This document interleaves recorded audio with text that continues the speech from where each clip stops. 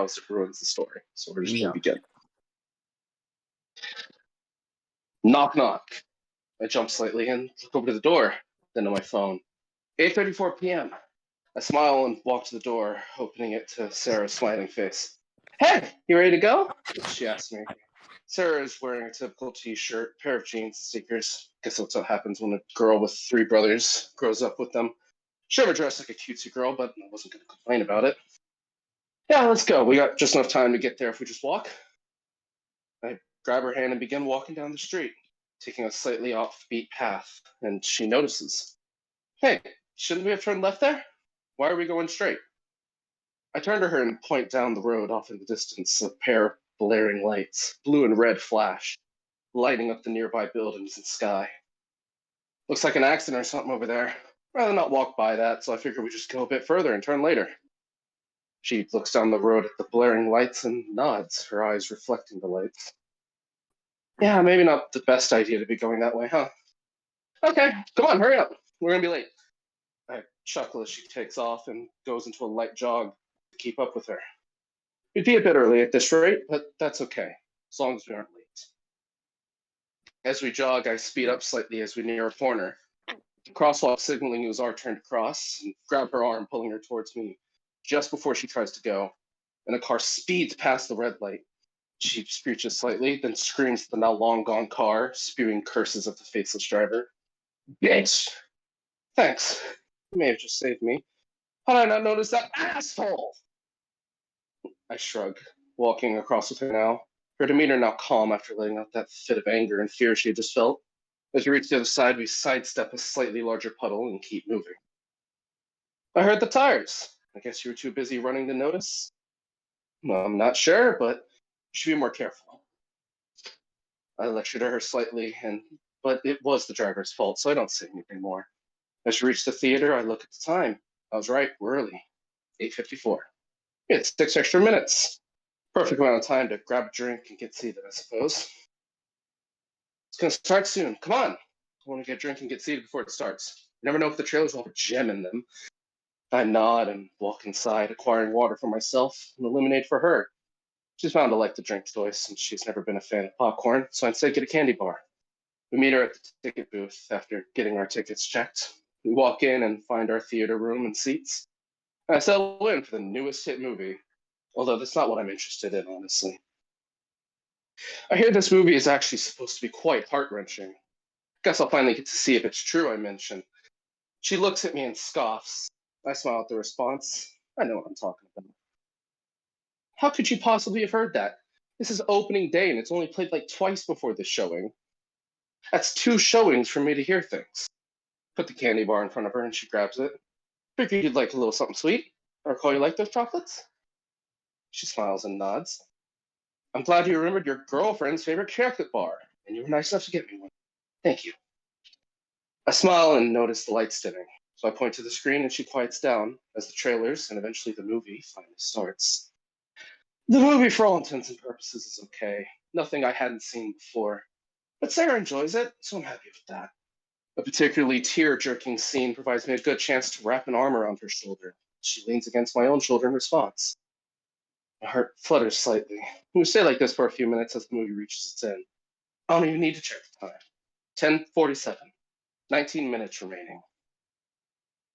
Say, why don't we go for a stroll? I propose to her. She looks at me as if I've gone mad, but a curiosity seems to overtake her. A stroll? To where? It's another one of your plots? She accuses me. It's true that under any other circumstances, I likely would be trying to get something out of this. Not necessarily a plot. You'll see. Come on, follow me. Grab her hand and guide her out of the theater, taking the left exit. Just as we walk out, someone falls and spills something on someone walking out the right exit. But we move on quickly enough. I guide her to an area just behind the theater, in a small, undeveloped area. About 10 minutes away is a walk. A small hill gives sight to the sky above, and I look up. It'd be soon. Say, I just wanted to say, it's been fun. But why drag me out to a hill where there isn't anything around? She says with a smile, and I look at her, an equally large smile on my face. It's something I've always liked. I used to come here to relax as a child. More importantly, is there anything I could have done to make tonight better? Anything at all? I respond, almost desperate to know how to improve the night. 3 minutes. I mean, you can always kiss me, you know? Say you love me, perhaps we could go get a dessert somewhere. Grab some ice cream, listen to music, go home. She says, I agree. Fantastic idea. It's more valuable to me to know all of this. I see. Thank you. By the way, I do love you immensely. Don't worry. I'll make sure tonight is the best night it can be. I take her hand and I bring my lips to hers. As I pull back, I look up, a single streak of light crossing the sky. Oh, it's right on time. I wish I could live through tonight again. I say with a smile. A moment passes. A moment of silence. Knock, knock. I jump slightly and look over to the door. Then to my phone. 8:34 p.m. She's right on time. I smile and go to open my door. That is the end of that story. So, what you just witnessed is specifically the fourth time he's lived through the night. He knew that was going to happen. Yes. He knew it. He knew that was going to happen. That was his perfect run, quote unquote. Now he's just making sure it was perfect. Question is he actually stuck in a loop, or is he capable of getting out? He'll never fucking know. Cameron?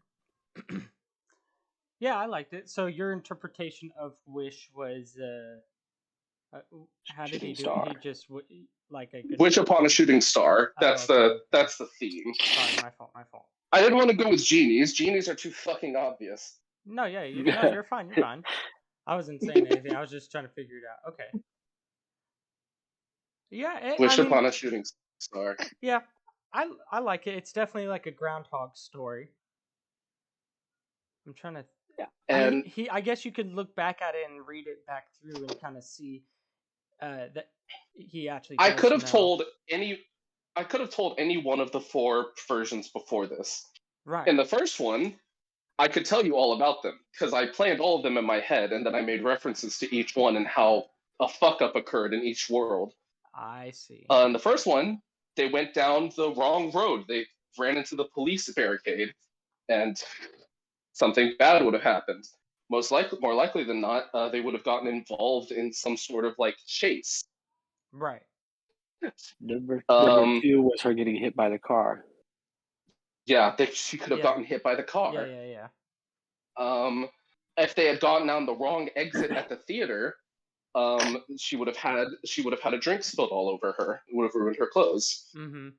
Would have ruined the atmosphere and the mood. Yeah, it's good whenever you reread it again. It's good the first time too, but that the ending kind of nods to go back and see it all. Go back and see it. Why does this guy seem almost omniscient? Because like during it, you're like, oh, okay, this is just his perfect day.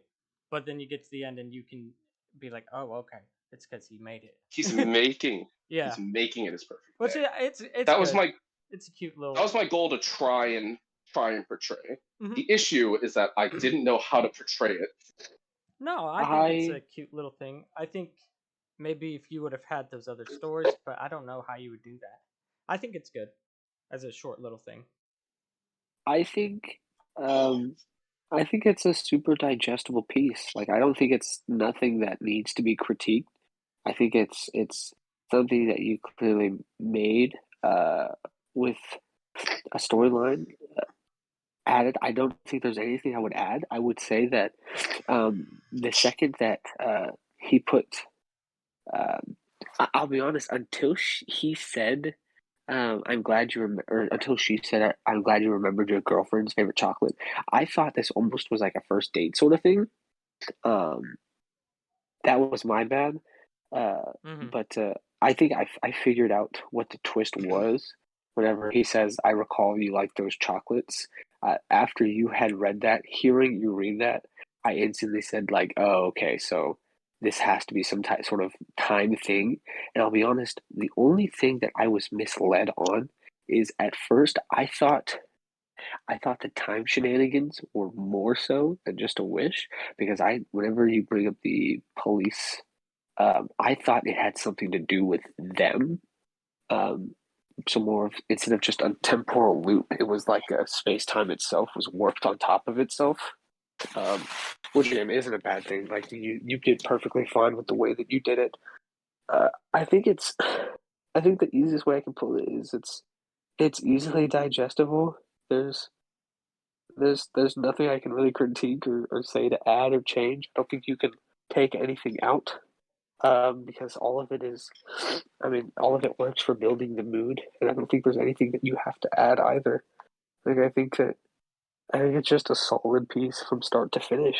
I do have something I would probably add, if anything, is kind of like, instead of just making it seem like the perfect scenarios happening, because it's good there, but like also have some stuff that isn't necessarily like good or bad, but that kind of references that he is in a loop and he knows it, like earlier on or something. Just something that we as reader, it doesn't have to be a direct giveaway, just like something where it's like, oh, okay, so we see this character has been upfront with what is happening, even though we didn't understand the message he sent it through or whatever he did to do it. So like a good way to do is if like maybe he woke up and like wrote a specific number down in a notebook that had nothing else in it, and that way it's just like, okay, he's keeping track of how many days in a row he's repeated or something, you know.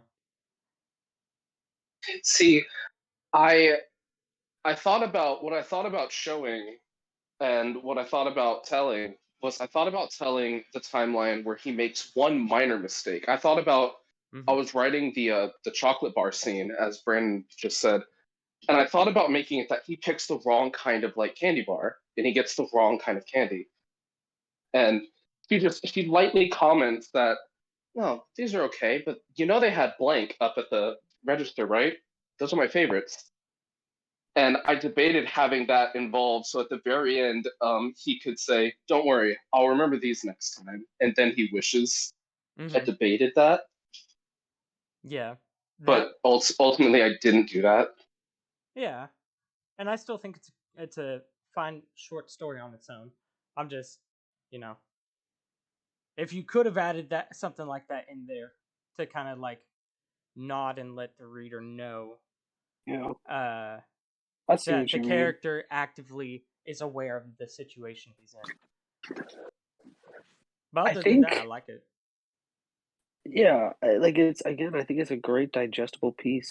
My only qualm with it, which isn't even a real critique, is I think it's a little on the safe side for you as a writer, Cody. Yes. I don't think this took you 2 weeks to write.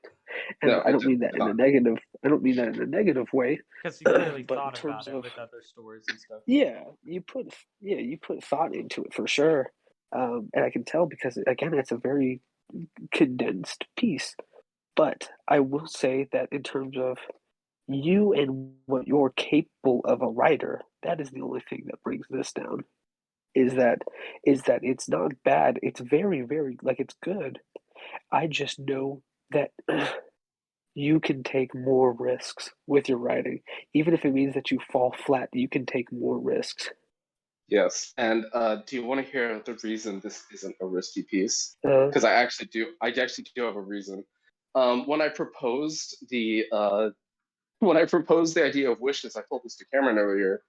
When I proposed that prompt, I had a very solid idea for what I wanted to write, and then I waited like 2 days because I had to work, and I was like, all right, I'm gonna get to it. I'm gonna write it. And I sat down and I looked at a blank Google Doc and I stopped and I was like, fuck, I don't remember what the idea was. And I spent a good 3 days trying to remember what it was. Awful. Yeah, that's the worst. That's painful. That's the worst. That's why I just have defaulted to writing them immediately, even if it's not like fully detailed. Just get the idea there and then remember the rest. I just fucking like I spent a good like 5 or 6 days agonizing over like fuck what was it, and then eventually I just came up with a new idea, which was this, and I just wrote that. Yeah. Oh man, that is tough. Yeah. Like, again, don't let us discredit you. Like it's definitely a good piece. It's definitely unique. I don't think any of us will write something like this again because it's you did such a good job at trying to capture what you were trying to. But yeah, again, I can't critique you on saying be more adventurous with your writing, taking more risks when you were fully aware of it. I absolutely would have. That's the thing, right? Yeah. I feel like my original idea was going to be something good because I loved the idea of a Groundhog Day scenario, but the person A is aware of it, B can control it, and C can choose to exit when they please. Yeah. And they are actively choosing to continue to repeat it. What is the reason for that? Why would they want to repeat it? Yeah, and that's a good reason. Is he's trying to perfect the perfect day. I agree. He's trying to perfect his night. Yeah, and it's good because I feel like it's very when we compare to the Lost episode 0, this is very tonally very different for you, Tomasty. Very different from the more serious pieces you take normally. So I think that's good on for you for branching out and trying to capture different moods. Okay. And what rating do you think you give yourself for this story? I'm not gonna lie. I think the idea was solid. I think my overall execution was less solid. Okay. Based solely on the idea that I have a habit to condense my stories, even when they don't really need to be condensed. This was 2 pages. It was just over 1,100 words, and I very easily could have made this 4 pages in like 2,000 words, and I kept condensing it further, and I need to get to the point of not condensing my stories so thoroughly because that felt very fast. So I'm personally giving myself a 7, which is I could have A, pushed myself harder, and B, I could have condensed it less. But aside from that, I liked the idea. Okay. Cameron, what are you thinking? I'll match this 7, and I'll say it like this. I think, yeah, it's a decent story on its own. I definitely, the same thing as what Brandon will probably touch up on again, but I think there's things you could have done to let us know, and I think there's like you could have risen the stakes more. Say maybe that's the night she was going to break up with him and leave him, and he was trying to do the perfect date so she doesn't leave him or something. I know you had a plan and you were running out of time. So for the story you managed to provide, I mean, it's still a story and it's still digestible and understandable, and you can appreciate it for what it is. So 7. Yeah, I think Cody, that was a very honest score to give yourself, and I agree with Cameron and you as well. I think 7 is a good, healthy spot to sit this. Like I think it's very good, and I think for most people out there, if they were to write this, I would say it's really good. I would give people an 8, 8.5 for most other writers out there, or people trying to write. But you're not someone who's trying to write. You are someone that I would call an experienced writer, right? And so I want more from you, and I know the circumstances made the piece what it is, and it happens. I'll get into what happened with my story too later, but I definitely feel you there, and I understand. What do you mean? And so long as you're self-aware, huh? What happened with your story? Well, I'll go into it whenever we'll get into that. We'll get you guys both had stuff happen? Well, okay, you know what? I had stuff happen too, I guess. But what I'm saying is I'm going to give it a 7. Don't take that as discouraging in the story in any way. It'll definitely make like the collection, the book for sure. But yeah, just doing what you can. Sometimes we'll just have those weeks. But so long as even if you didn't learn anything as a writer, you did learn to think on your toes and still make a product, and that's something to be proud of. And you can always come back to this on your own time and better the story if you want to.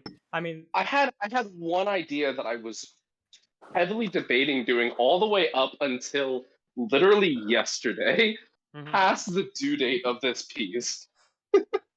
That I was heavily debating detailing the 5th night, which is this is the 4th night that guy went through. I was heavily debating going past where I ended and detailing the 5th night, which would have been essentially a retread with minor changes that shows, yeah, no, this guy is A, aware, and B, very perceptive. And I decided, you know what?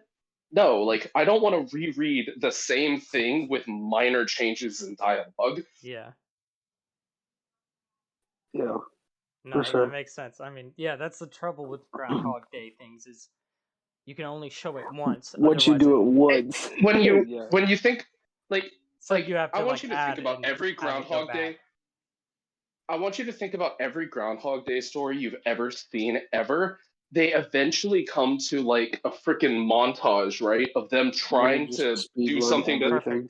Yep. Yeah, it eventually comes to a montage of like how many times they fuck up in the Groundhog Day or what they do, and it doesn't even detail the whole day. It just skips to the one thing they try and change and how it fucks up the rest of it Yep. really quickly in like 5 seconds. Yeah, Yep. You're right. Mm-hmm.